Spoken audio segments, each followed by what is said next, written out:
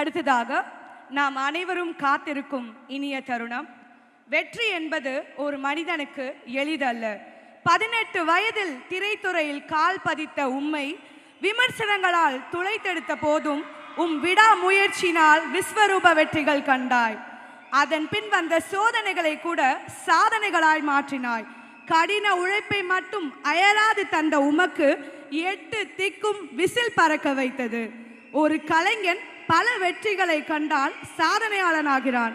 ஒரு கலைஞன் பல தோல்விகளை சுவைத்து மீண்டும் எழும்போதுதான் அவன் சகாப்தமாகிறான். பல மேடைகளையும் விருதுகளையும் அலை கடலாய் தன்வசம் இழுத்து சென்ற உமக்கு அள்ளி தந்தது பாக்ஸ் ஆபீஸ். வெற்றியை அடிக்கல்லாய் வைத்து துவங்கிய உங்கள் திரைப்பயணம் இன்று தமிழக வெற்றி கழகத்தின் மூலம் இனிதே துவங்கியது உங்கள் அரசியல் பயணம். 26 வயதில் யூத்தாக நீங்கள் ஏற்படுத்திய குஷி போதாது. வரும் 26இல் வரப்போகும் நாளைய தீர்ப்புக்காக காத்திருக்கிறோம். எங்களின் தளபதியை, மக்களின் அதிபதியை, தமிழக வெற்றி கழகத்தின் தலைவரை ஒரு பலத்த கரகோஷத்துடன் சிறப்புரை வழங்க மேடைக்கு அன்போடு அழைக்கிறோம்.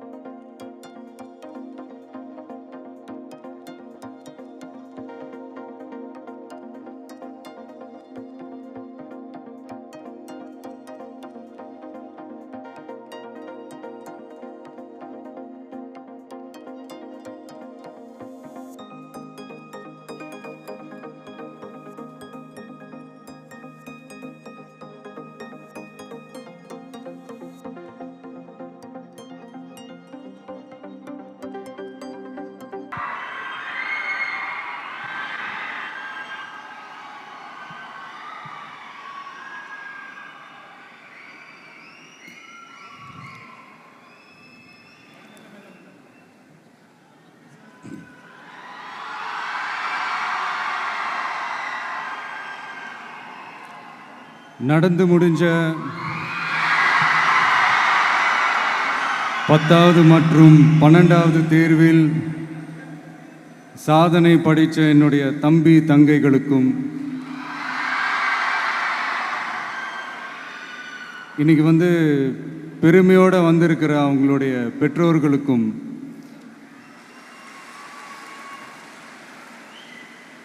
இந்த ஃபங்க்ஷன் இவ்வளோ சிறப்பாக நடக்க காரணமாக இருக்கிற என்னுடைய பொதுச் செயலாளர் மிஸ்டர் ஆனந்த் அவர்களுக்கும்,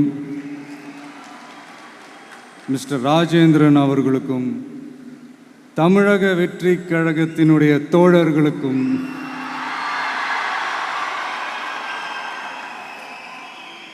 ஏன்னா நீங்கள் தான் இரவு பகல்லாம் பார்க்காம இந்த ஏற்பாடுகள்லாம் இவ்வளோ சிறப்பாக செஞ்சு முடிச்சிருக்கீங்க. மற்றும் என் நெஞ்சில் குடியிருக்கும் என்னுடைய நண்பிகள்,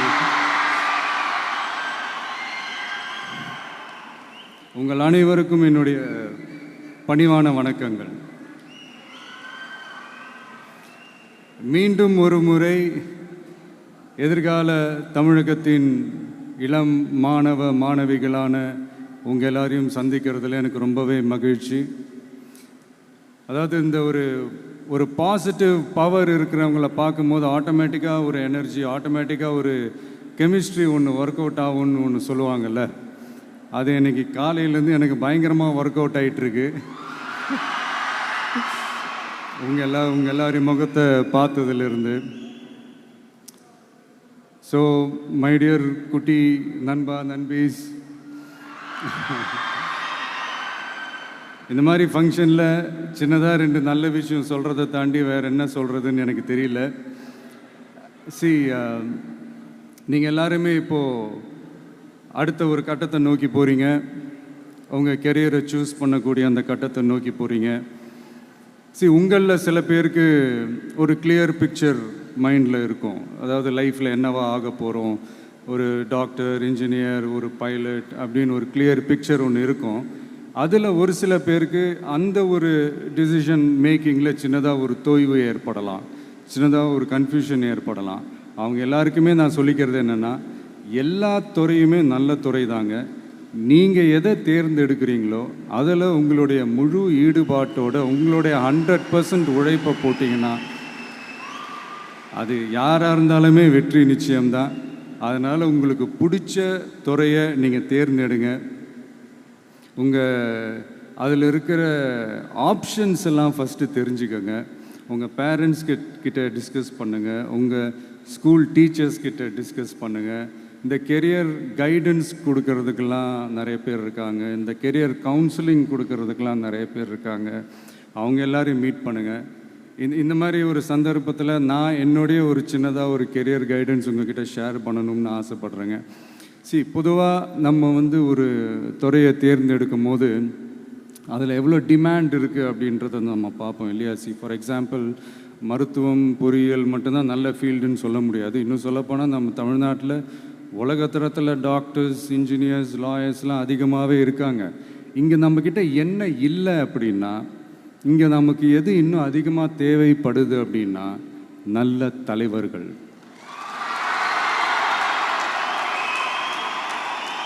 நான் தலைவர்கள்னு சொன்னது வெறும் அரசியல் ரீதியாக மட்டும் சொல்லலை. இப்போ நீங்கள் ஒரு துறைக்கு போகிறீங்க, அதில் நீங்கள் சிறந்து விளங்குனீங்கன்னா அந்த ஒரு தலைமை இடத்துக்கு உங்களால் ஈஸியாக வர முடியும். அதைத்தான் நான் சொன்னேன், இன்னும் நமக்கு நிறையா தலைவர்கள் தேவைப்படுறாங்க அப்படின்ட்டு. அது மட்டும் இல்லை, ஃப்யூச்சரில் அரசியலும் ஏன் ஒரு கெரியர் ஆப்ஷனாக வரக்கூடாது? அப்படி வரணுன்றது என்னுடைய விருப்பம். நல்லா படித்தவங்க அரசியலுக்கு வரணுமா வேண்டாமா? உங்களை தான் கேட்குறேன். நல்லா படித்தவங்க அரசியலுக்கு வரணுமா வேண்டாமா? நல்லா படித்தவங்க தலைவர்களாக வரணுமா வேண்டாமா? ஓகே, உங்கள் ஆர்வம் எனக்கு புரியுது. பட் இப்போதைக்கு படிங்க, மீதி எல்லாம் அப்புறம் பார்த்துக்கலாம். அதே மாதிரி நீங்கள் படிக்கும்போதே மறைமுகமாகவே நீங்கள் அரசியலில் ஈடுபட முடியும். அது எப்படின்னா, ரொம்ப சிம்பிள். நீங்கள் ஒன்றும் இல்லை, நீங்கள் டெய்லி இந்த நியூஸ் பேப்பர்லாம் படிங்களேன். படிக்க உங்களுக்கே தெரியும், ஒரே செய்தியை ஒரு நியூஸ் பேப்பர் ஒரு மாதிரி எழுதுவாங்க, அதே செய்தியை இன்னொரு நியூஸ் பேப்பர் இன்னொரு மாதிரி எழுதுவாங்க. ஒரு செய்தியை ஒரு நியூஸ் பேப்பரில் ஃப்ரண்ட் பேஜில் ஹெட்லைன்ஸில் போடுவாங்க, அதே செய்தியை இன்னொரு நியூஸ் பேப்பரில் கடைசி பக்கத்தில் கூட போட மாட்டாங்க. இங்கே நியூஸ் வேறு, ஒப்பீனியன் வேறு, செய்தி வேறு, கருத்து வேறுங்கிறது உங்கள் எல்லாருக்குமே தெரிய வரும். இப்போல்லாம் பார்த்தீங்கன்னா நிறையா இந்த மெயின் ஸ்ட்ரீம் மீடியாவுக்கு ஈக்குவலாக நிறைய இந்த சோஷியல் மீடியா சேனல்ஸ்லாம் இந்த நல்லது கெட்டதுன்னு இந்த ஒப்பீனியன்லாம் க்ரியேட் பண்ணுறாங்கல்ல. அதெல்லாம் நீங்கள் பார்த்தீங்கன்னா ரொம்ப ஈஸியாக ஒரு நல்லதை கெட்டதாகவும் கெட்டதும் நல்லதாகவும் நல்லவங்களை கெட்டவங்க மாதிரியும் கெட்டவங்களை நல்லவங்க மாதிரி இந்த மாதிரி புரணி பேசி ப்ரொஜெக்ட் பண்ணுறதெல்லாம் இந்த மீடியா, சோஷியல் மீடியாலலாம் நம்ம பார்க்குறோம் இல்லையா? நீங்கள் எல்லாமே பாருங்கள், நீங்கள் எல்லாமே படிங்க, பட் எது உண்மை பொய்ன்னு மட்டும் அனலைஸ் பண்ண மட்டும் கற்றுக்கங்க. அப்போ தான் இங்கே உண்மையிலே நம்ம நாட்டில் என்ன பிரச்சனை, நாட்டோட மக்களுக்கு என்ன பிரச்சனை, இந்த சமூக தீமைகள் பற்றிலாம் உங்களுக்கு தெரிய வரும். அது தெரிஞ்சுக்கிட்டாலே இந்த ஒரு சில அரசியல் கட்சிகள் செய்கிற இந்த பொய்யான பிரச்சாரங்களை எல்லாம் நம்பாமல் எது கரெக்டு, எது தப்பு, எது உண்மை பொய்ன்னு இதை அனலைஸ் பண்ணி பார்த்துட்டு நல்ல தலைவர்களை தேர்ந்தெடுக்கக்கூடிய ஒரு விசாலமான ஒரு உலக பார்வை உங்களால் வளர்த்துக்க முடியும். அது வந்துட்டாலே அதை விட ஒரு சிறந்த அரசியல் வேறு எதுவுமே இருக்க முடியாதுங்க. அதை விட நம்ம நாட்டோட வளர்ச்சிக்கு நீங்கள் செய்ய போகிற அந்த பங்களிப்பு வேறு எதுவுமே இருக்க முடியாது. ஃபைனலாக ஒரே ஒரு சின்ன விஷயம், friendship ads fragrance to life. அதில் எந்த மாற்று கருத்துமே கிடையாது. ஒரு கட்டத்துக்கு அப்புறம் பேரண்ட்ஸுக்கு அடுத்தபடியாக, இன்னும் சொல்லப்போனால் பேரண்ட்ஸை விட அதிகமாக நண்பர்களோட டைம் ஸ்பெண்ட் பண்ணக்கூடிய அந்த ஒரு சூழ்நிலை ஏற்படும். அதனால் நல்ல நண்பர்களை தேர்ந்தெடுங்க. நீங்கள் கேட்கலாம், நட்புன்றது அதுவாக அமையிறது தானே, நாம் எப்படி சூஸ் பண்ண முடியும்னு. அது ஒரு விதத்தில் கரெக்டு தான். அதனால் நான் கொஞ்சம் வேறு மாதிரி சொல்கிறேன்.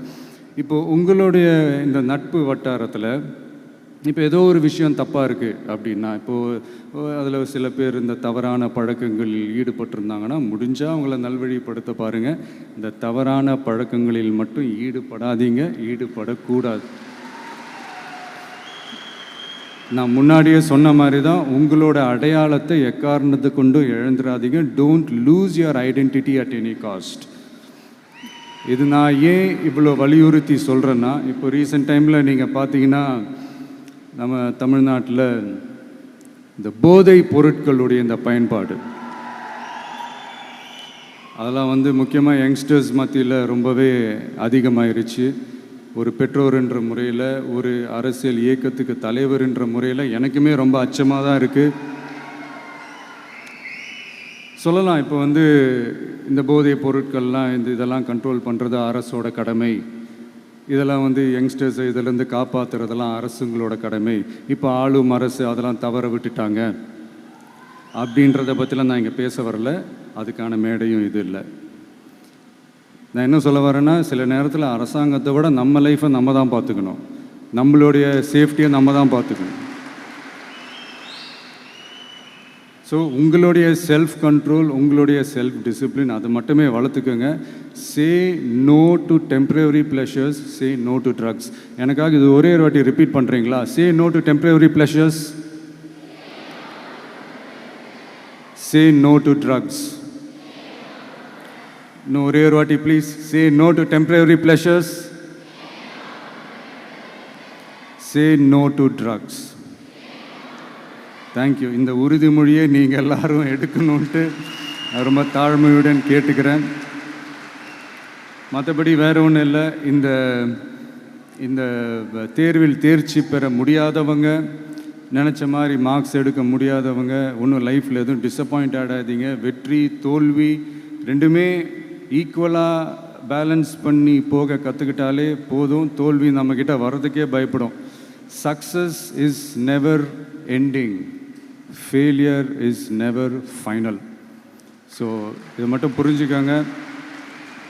நான் 3ஆம் தேதி மீட் பண்ண போகிற அந்த செட் ஆஃப் ஸ்டூடெண்ட்ஸ் அண்ட் பேரண்ட்ஸுக்கும் சேர்த்து தான் இன்றைக்கி வந்து நான் பேசுகிறேன். ஏன்னா மறுபடியும் இந்த மாதிரி அட்வைஸ் பண்ணி அவங்கள நான் போர் அடிக்க விரும்பலை.